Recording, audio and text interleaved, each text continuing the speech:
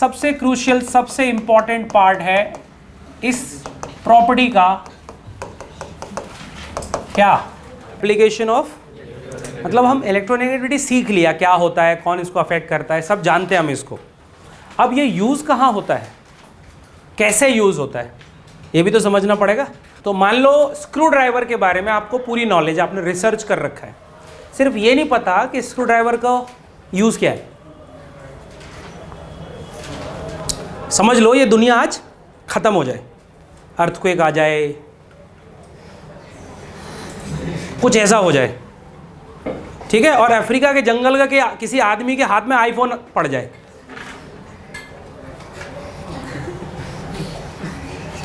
तो उसको क्या पता, इससे फोटो भी खींच सकते हैं, पता है क्या, इससे कॉल पे बात की जा सकती है, नहीं ना? तो सिर्फ ये फोन है। अब इसमें यूज क्या क्या है? क्या फोन का यूज तुम सेम मैनर में करते हो जैसे मैं करता हूं? Definitely no. तुम एनीमे भी देख रहे हो, तुम बाबू ने थाना थाया ये भी पूछ रहे हो, मेरा वो टाइम गया। तो सबके लिए यूज सेम नहीं है। तो यूज क्या है? यूज पता ही नहीं कि हम फोन के थ्रू क्या क्या कर सकते हैं, तो हम फोन का यूज कैसे करेंगे? समझ गए ना?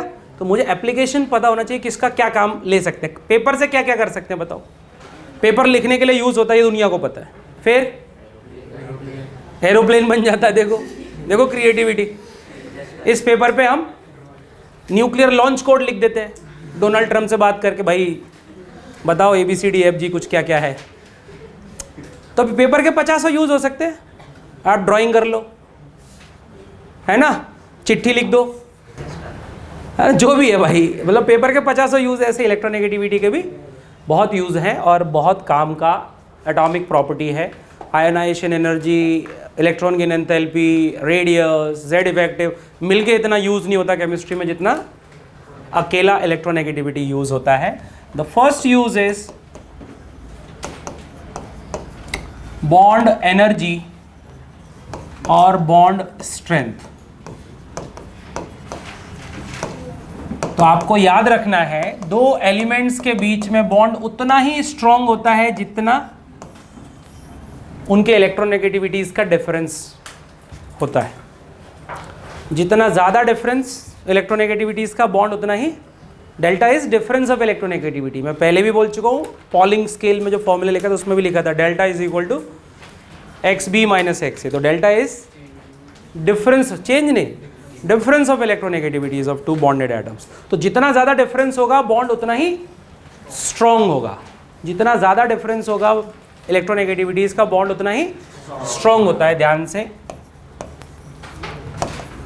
फिर ये बॉन्ड लेंथ को भी अफेक्ट करता है। बॉन्ड लेंथ, तो इफ यू रिमेंबर हमने एक फॉर्मूला लिखा था,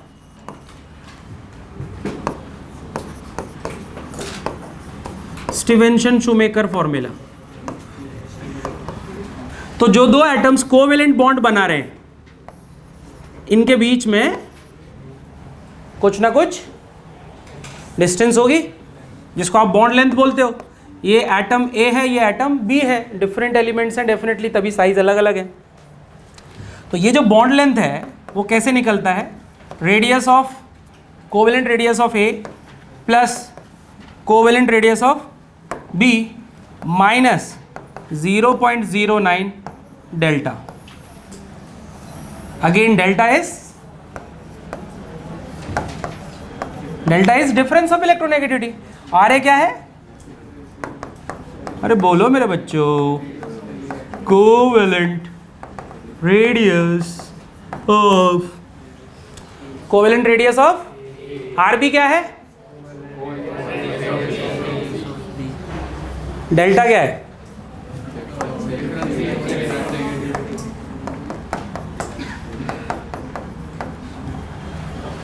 तो स्टीवेंसन शूमेकर फॉर्मूला है।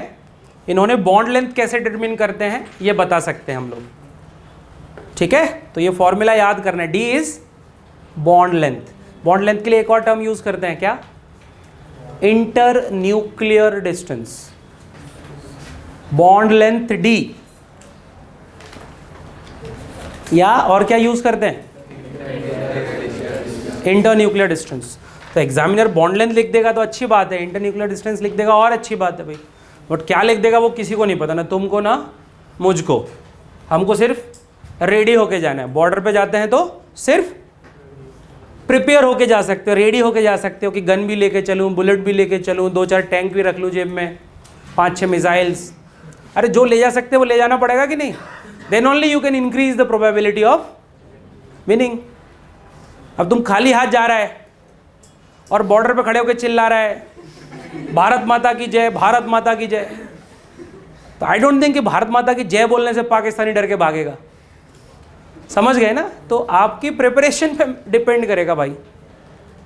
सो मेमोराइज दिस फॉर्मूला। इस पे हम लोग क्वेश्चन बना लेते हैं। चलो, तो वो क्या करेगा, जैसे हाइड्रोजन का बॉन्ड लेंथ दे देगा, हाइड्रोजन का बॉन्ड लेंथ, मैं कुछ भी लिख रहा हूँ है ना, ऐसा डेटा कोई ऑफिशियल डेटा नहीं लिख रहा हूँ, नहीं तुम बोलो सर ऑफिशियल डेटा लिख दो, पिकोमीटर 100 पिकोमीटर, या Cl का बॉन्ड लेंथ है कुछ 130 पिकोमीटर, ऐसे लिख दिया, दोनों का मैंने बॉन्ड लेंथ दे दिया। अब मैं बोल रहा हूँ फाइंड क्या, HCl बॉन्ड का बॉन्ड लेंथ। तो मैंने आपको क्या क्या दे दिया, बॉन्ड लेंथ दे दिया, HH बॉन्ड का बॉन्ड लेंथ दे दिया मैंने, Cl बॉन्ड का, और किसका बॉन्ड लेंथ पूछ रहा हूँ। तो if you remember we can find the covalent radius of hydrogen by taking half of the bond length. If you remember covalent radius is the half of bond length. So for covalent radius of hydrogen हम लोग 100 picometre को 2 से divide करेंगे, मेरे पास आ गई covalent radius of hydrogen. Similarly covalent radius of chlorine can be calculated. तो ये chlorine chlorine bond का बॉन्ड लेंथ को आधा कर देंगे, तो ये कितना है बच्चे, 130 65 पिकोमीटर हो गया। अब मुझे क्या चाहिए, HCl बॉन्ड का बॉन्ड लेंथ। तो स्टीवन शूमेकर हमारा फॉर्मूला लेके बैठे, हमको हेल्प कर रहे हैं। क्या करेंगे देखो, covalent radius of hydrogen is 50 picometer, covalent radius of chlorine is 65 picometer minus 0.09। फिर यहाँ मैं क्या लिखूंगा, electronegativity of chlorine and electronegativity of hydrogen का डिफरेंस। डेल्टा क्या था, डिफरेंस ऑफ इलेक्ट्रोनेगेटिविटीज। तो मुझे ये डेटा तो यार याद होना चाहिए। 50 प्लस 65 कितना हो गया,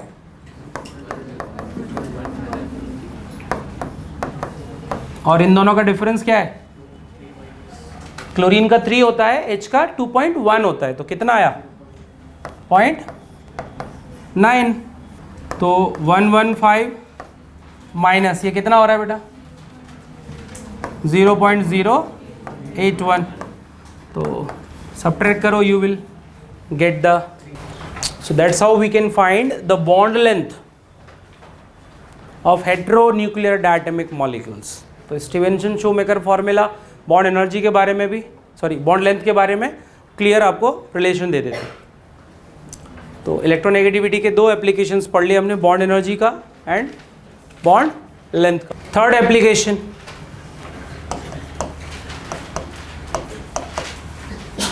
percentage ionic characters, percentage ionic characters, percentage ionic characters. तो आप जब बॉन्डिंग पढ़ाऊंगा मैं आपको, तो मैं बोलूंगा that no bond is 100% covalent, no bond is 100% ionic, means no bond is 100% pure. जिसको आप कोवेलेंट बॉन्ड बोल रहे हो वो 100% कोवेलेंट, जिसको आप आयोनिक बॉन्ड बोल रहे हो वो भी 100%, लेकिन कुछ ना कुछ दूसरा कैरेक्टर रहता ही है। कोवेलेंट में थोड़ा आयोनिक कैरेक्टर रहेगा, और आयोनिक में, तो मैं यहाँ क्या डिटरमिन कर रहा हूँ, आयोनिक कैरेक्टर डिटरमिन कर रहा हूँ। तो ये कैसे पता करते हैं, इसके लिए हमारे पास एक फॉर्मूला है, Hannay Smith formula. Hannay Smith formula तो ये फॉर्मूला क्या बोल रहा है, percentage ionic characters is equal to 16 delta plus 3.5 delta का square. Percentage ionic character is 16 delta plus 3.5 delta का, अगेन डेल्टा आपको पता है, डिफरेंस ऑफ इलेक्ट्रोनेगेटिविटी। तो अगर मैं बोलूं find the percentage ionic characters of HF, HF में क्या ढूंढना है मेरे को, परसेंटेज आयोनिक कैरेक्टर्स। तो find the percentage ionic character of HF। तो पहले हम डेल्टा डिटरमिन कर लेते हैं। डेल्टा कैसे निकलेगा, electronegativity of fluorine minus electronegativity of hydrogen, कितना आएगा बेटा ये 1.9। तो percentage ionic characters of HF क्या करोगे, 16 टाइम्स 1.9 प्लस 3.5 टाइम्स 1.9 का स्क्वायर। ये रफली 41-42% के आसपास आता है। तो HF में परसेंटेज आयोनिक कैरेक्टर कितने हो गए, 42 के आसपास। देख लेना, सॉल्व करोगे you will get the exact data. तो हम HF को कोवेलेंट बॉन्ड मानते हैं, कोवेलेंट कंपाउंड मानते हैं, बट 100% कोवेलेंट। तो हेनी स्मिथ फॉर्मूला हमको आइडिया दे रहा है कि कितना परसेंटेज आयोनिक हो सकता है।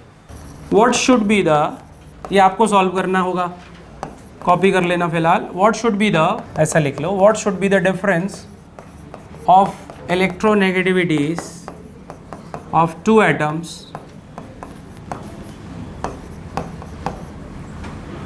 so that it is 50% ionic। क्या हो ये 50% आयनिक हो जाए, मतलब परसेंटेज आयनिक कैरेक्टर कितना ले लेना है आपको 50, और क्या ढूंढना है अभी, डेल्टा। उल्टा करवा रहा हूं, ऊपर वाले क्वेश्चन में मैंने परसेंटेज आयनिक कैरेक्टर पूछा था, इलेक्ट्रोनेगेटिविटीज हमको पता है H का और F का, नहीं तो क्वेश्चन देता है, डोंट वरी। यहाँ पे मैं क्या पूछ रहा हूँ कि 50% आयोनिक होने के लिए डेल्टा की वैल्यू क्या होनी चाहिए। तो एक क्वाड्रेटिक इक्वेशन बनेगी, that you have to solve. Fourth application, nature of what, oxides. तो ऑक्साइड्स क्या होते हैं, बाइनरी कंपाउंड्स हैं ऑक्सीजन के। बाइनरी का मतलब 2 एलिमेंट्स हो गए टोटल। तो अगर मैं ऑक्साइड्स बोल रहा हूं तो एक एलिमेंट तो फिक्स्ड है, कौन होगा, दूसरा एलिमेंट जो भी हो। तो नेचर ऑफ ऑक्साइड्स में कुछ बातें याद रखेंगे कॉन्सेप्ट में डाइव इन करने से पहले। क्या क्या याद रखोगे, देखो पहला, जो मेटल ऑक्साइड्स होते हैं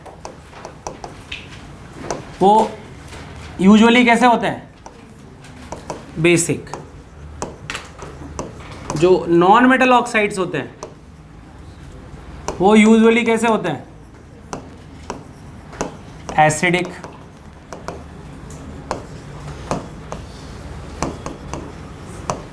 एम्फोटेरिक ऑक्साइड्स, एम्फोटेरिक का मतलब क्या होता है, जो एसिड से भी रिएक्ट करता हो और बेस से भी रिएक्ट करता हो। बेस का कैरेक्टर क्या रहेगा, वो सिर्फ एसिड से रिएक्ट करेगा। एसिड का कैरेक्टर क्या रहेगा, वो सिर्फ बेस से रिएक्ट करेगा। बट एम्फोटेरिक एसिड से भी रिएक्ट करेगा और बेस से भी रिएक्ट करेगा। तो एम्फोटेरिक ऑक्साइड्स जैसे बेरिलियम का ऑक्साइड है, एल्यूमिनियम का ऑक्साइड है, जिंक का ऑक्साइड है, टिन का ऑक्साइड है, लेड का ऑक्साइड है, ये एम्फोटेरिक होता है। एम्फोटेरिक का मीनिंग लिख लेना कहीं पे, जिनको नहीं पता क्लियरली लिख लेना। एम्फोटेरिक का मतलब है it reacts with both acid as well as base. Confusion नहीं चाहिए किसी टर्म को लेके। फिर आता है न्यूट्रल ऑक्साइड्स। तो आपको ये याद होना चाहिए कि दुनिया में हम 4 ऑक्साइड्स को न्यूट्रल बोलते हैं, N2O, NO, H2O and CO। अब नाम याद नहीं रखते हम लोग, ये है नाइट्रस ऑक्साइड, ये है नाइट्रिक ऑक्साइड, बाकी तो पता है, बचपन से पढ़ते हो तो याद हो जाता है। H2O is water, CO is carbon monoxide. तो N2O is nitrous oxide, NO is nitric oxide. तो हमने एक मूवी देखी होगी, तो वो लाफिंग गैस का सिलेंडर लगा देता है कूलिंग गैस की जगह पर, है ना, उसमें क्वीन एलिजाबेथ दिखाते हैं वो लोग, वो भी हंस रही होती है। तो लाफिंग गैस जो हंसाती ही रहती है ना, ज़्यादा सूंघा दो किसी को तो आदमी हंस हंस के मर जाए, ऑक्सीजन की कमी हो जाती है हंसने से। आपने भी कभी एक्सपीरियंस किया हो शायद, बहुत ज़्यादा हंसी आती है ना, तो सांस लेना मुश्किल हो जाता है इंसान के लिए। तो हंसते हंसते फिर आँखों से क्या फेफड़ा या लंग्स खींचना चाहते हैं गैस, और तुम हंस हंस के सारी गैस बाहर छोड़ रहे हो, तो क्या होना है? तो लाफिंग हिस्टीरिया बोलते हैं इसको। तो अगर इस रूम में N2O छोड़ दूँ, ये रूम बंद कर दूँ, आधा पौना घंटे में हम निपट जाएंगे हंस हंस के। तो laughing gas, NO is nitric oxide, बाकी दोनों मेरे को पता है। तो ये एक जनरल फैक्ट्स हैं, आपको पता होने चाहिए। मेटल ऑक्साइड्स क्या होता है? ठीक है, अब मैं यहाँ क्या कहना चाहता हूँ, ध्यान से देखना, ध्यान से देखना मैं क्या कहना चाहता हूँ। मुझे पता है इलेक्ट्रोनेगेटिविटी डायरेक्टली प्रोपोर्शनल है, इलेक्ट्रोनेगेटिविटी डायरेक्टली प्रोपोर्शनल है पॉजिटिव चार्ज की, इलेक्ट्रोनेगेटिविटी डायरेक्टली प्रोपोर्शनल है। और जो नॉन मेटालिक कैरेक्टर हैं वो डायरेक्टली प्रोपोर्शनल होते हैं किसके? इलेक्ट्रोनेगेटिविटी के। और कोई भी सब्सटेंस एसिडिक रहेगा, ऑक्साइड एसिडिक रहेगा, बेसिक रहेगा, वो किस पे डिपेंड करता है? नॉन मेटालिक नेचर पे। तो होता क्या है, MnO, MnO2, Mn2O7, Mn 3 type के ऑक्साइड्स बनाता है। यहाँ पे इनका जो ऑक्सीडेशन स्टेट है +2, यहाँ पे +4, तो कौन सा मैंगनीज ज़्यादा इलेक्ट्रोनेगेटिव होगा? Manganese is the metal, remember this. कौन सा मैंगनीज ज़्यादा इलेक्ट्रोनेगेटिव रहेगा? +7 वाला। जो ज़्यादा इलेक्ट्रोनेगेटिव वो ज़्यादा नॉन मेटेलिक भी हो जाएगा, है तो मेटल बट ज़्यादा नॉन मेटेलिक हो जाएगा।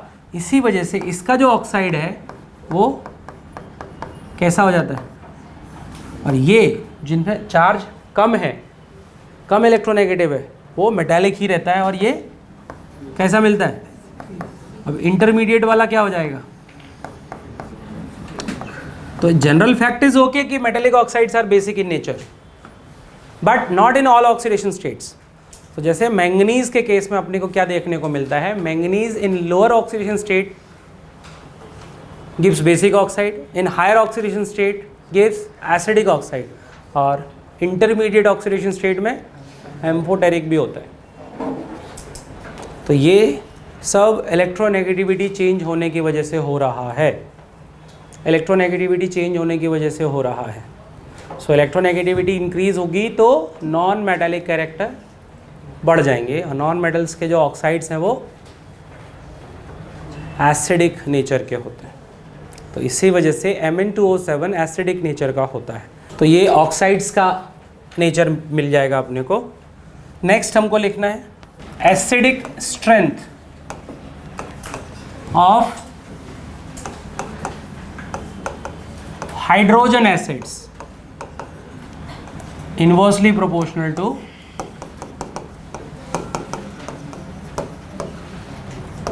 तो जैसे मैं आपसे पूछूंगा HF, HCl, HBr, HI में सबसे ज़्यादा एसिडिक कौन है?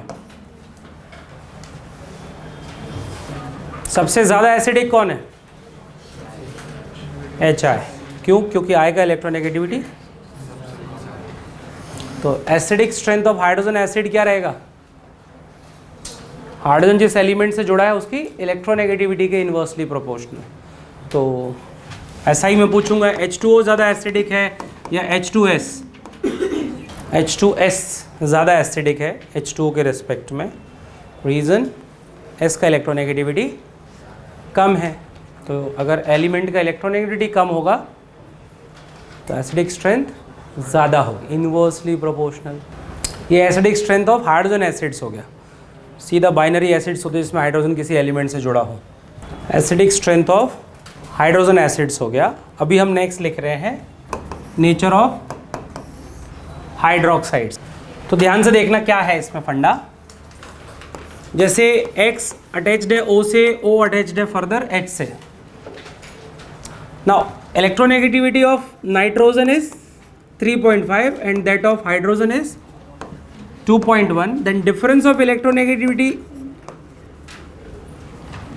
for oxygen and hydrogen is 1.4. 3.5 minus 2.1 is 1.4. अभी ऐसे ही X की कुछ ना कुछ इलेक्ट्रोनेगेटिविटी रहेगी बेटा। X का कुछ ना कुछ इलेक्ट्रोनेगेटिविटी रहने वाला है, कुछ तो रहेगा ही ना। तो O एंड X का इलेक्ट्रोनेगेटिविटी के डिफरेंस को मैंने क्या लिख दिया फिलहाल, डेल्टा।